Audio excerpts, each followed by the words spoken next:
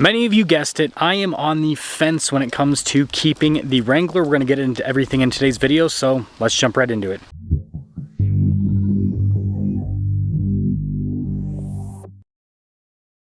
This week's giveaway highlight is a super low mileage manual Ford GT. If you're interested, use code BHC or click the link in the description down below or in the pinned comment. This will give you 4x bonus entries on any donation, $25 or more.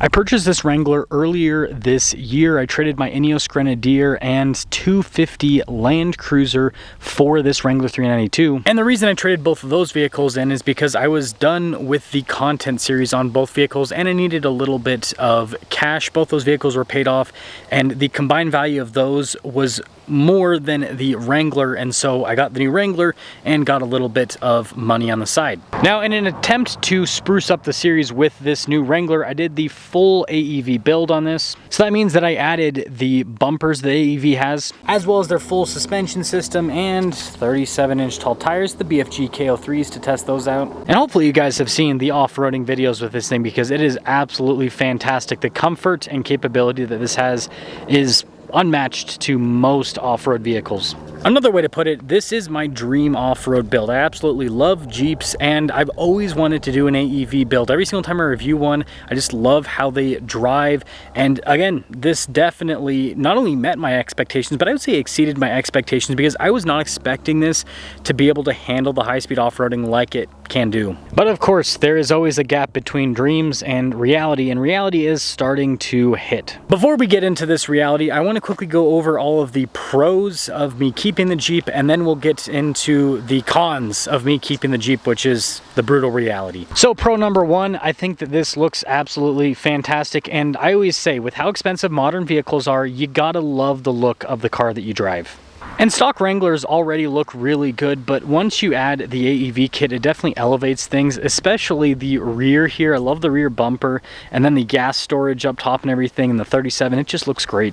And although Jeep messed up the interior with the stupid new screen, the rest of the interior with the materials, like the grab handle, the trim and everything, it's really nice. And again, I love the Wrangler style. The interior is cozy, it's a narrow body vehicle. I mean, you have to remember, this is all fender flare, like this is the actual body here. It is very narrow. So it's cozy, it's comfortable, and it looks good. And like I said, this thing is insanely capable. You guys know I've been long-term testing the new LX Overtrail, which is a triple locked vehicle from the factory.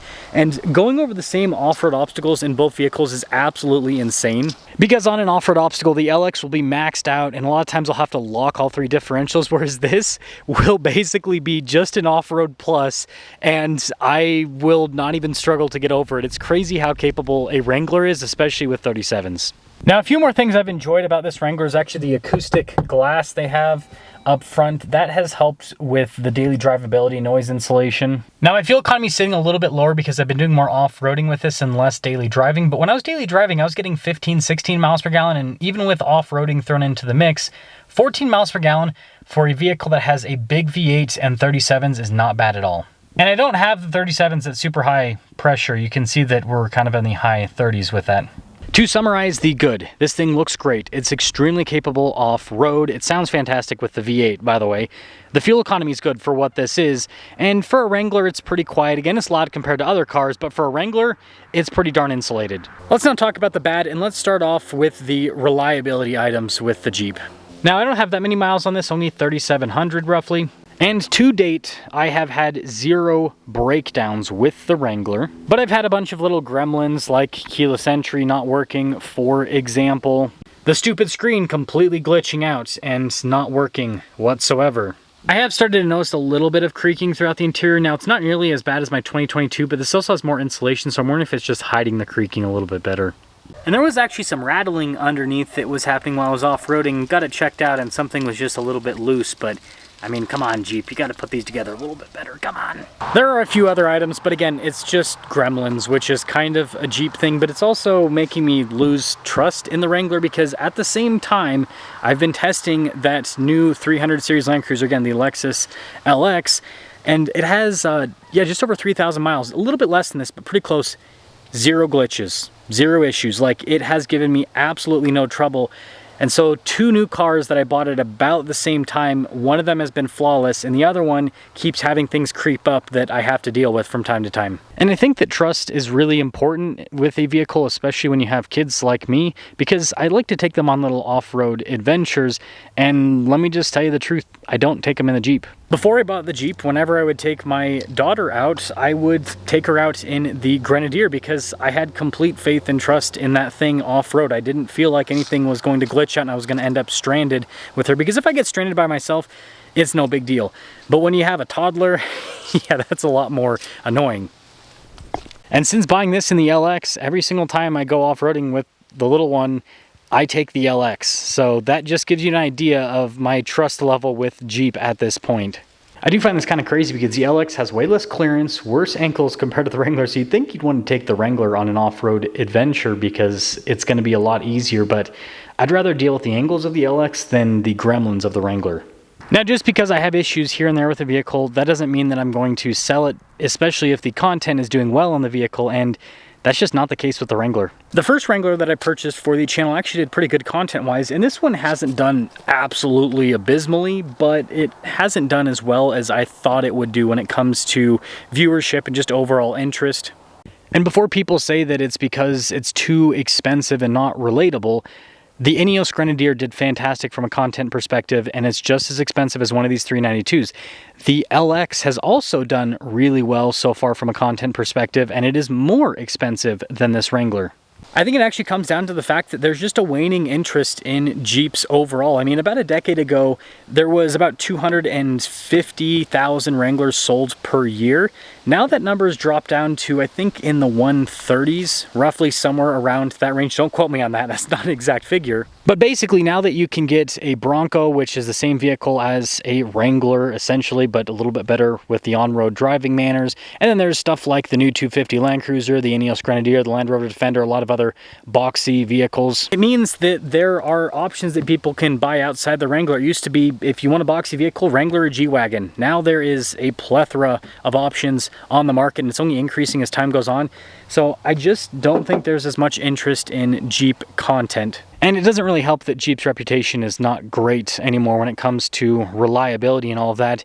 And I think that when I do make videos on having some issues with this Jeep, it's not really going to grab that much attention, because people really aren't surprised at this point. They're like, oh, a Jeep is having all these little gremlins and everything. Not surprised at all. Anyways, moving on. Now, purchasing a vehicle for the content has the most weight in terms of why I purchase one vehicle over another, but I do also take into account some personal considerations, but they don't really have all that much weight. We'll still go over them. And it's pretty simple when it comes to the Wrangler. It's small inside. Like I said, that's a big benefit with off-roading and the overall feel as the driver, but when it comes to having 2 kids and taking them around, it just doesn't happen in the Wrangler. We never use the Wrangler for any sort of family stuff. We're going to use one of the Land Cruisers, and so there is pretty much zero utility for this other than, you know, if one of those Land Cruisers is in the shop getting work done on it, then one of us will drive this around. Other than that utility, it doesn't really have any utility for us. And I just realized I think this is almost becoming a Land Cruiser ad, because I just talked about how I take the Land Cruiser off-road instead of the Jeep, and then how we use the Land Cruiser as a daily driver and then also for trips and everything. So oops, but not oops at the same time. So what do we do with the Jeep? I don't know. I'm still thinking through several different options. One of those options is just getting rid of the Jeep